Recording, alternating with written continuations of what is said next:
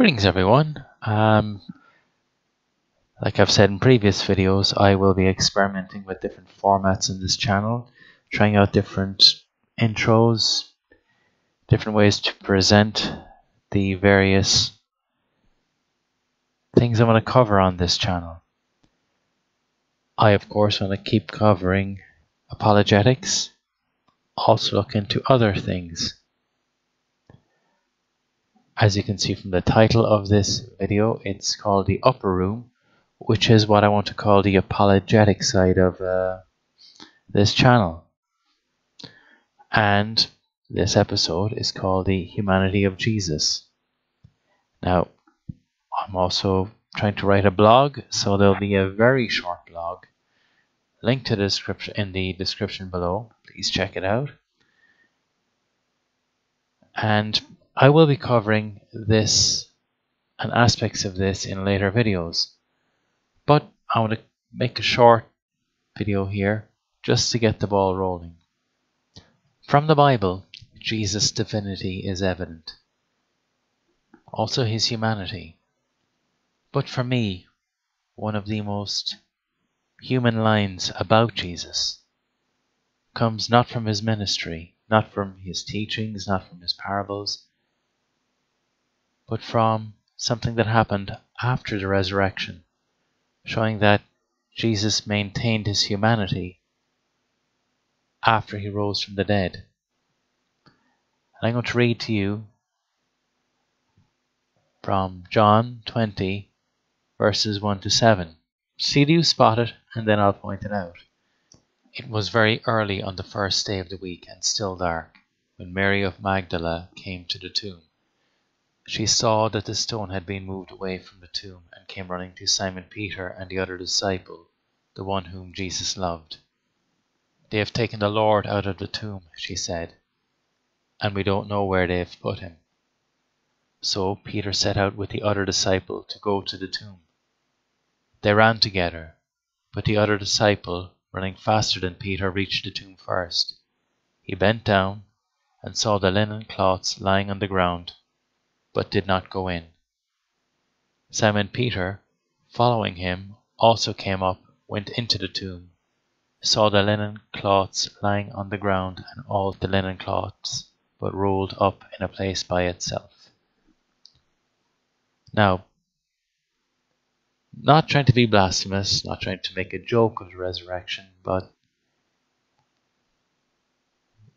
the way the tomb, the empty tomb, is described, to me shows very much Jesus' humanity. He left his room in a mess. He didn't roll up the linen cloths. He didn't leave them neat. He left them lying on the ground. How many of you have given out to your kids or been given out to by your parents, tidy your room? How many of you listened? How many of you have done that over and over again? How many of you have said that to your husbands or wives? This is a very human thing. Have not rolled up the linen cloths and laid them neatly in the tomb? I think so. The fact that he left his room in a mess shows his humanity. I think many of us can relate to that. And I'll bet there are other passages from the Gospels that might do the same for you, might help you connect more with the humanity of Jesus. Realizing that he is both God and man, realizing that he is our King, but also realizing that he is one of us. What passages from the Bible do this for you? What aspects of Christ's humanity do you see in the Gospels? Outside of the compassion, outside of the wonderful human that he was, what makes him human to you? It's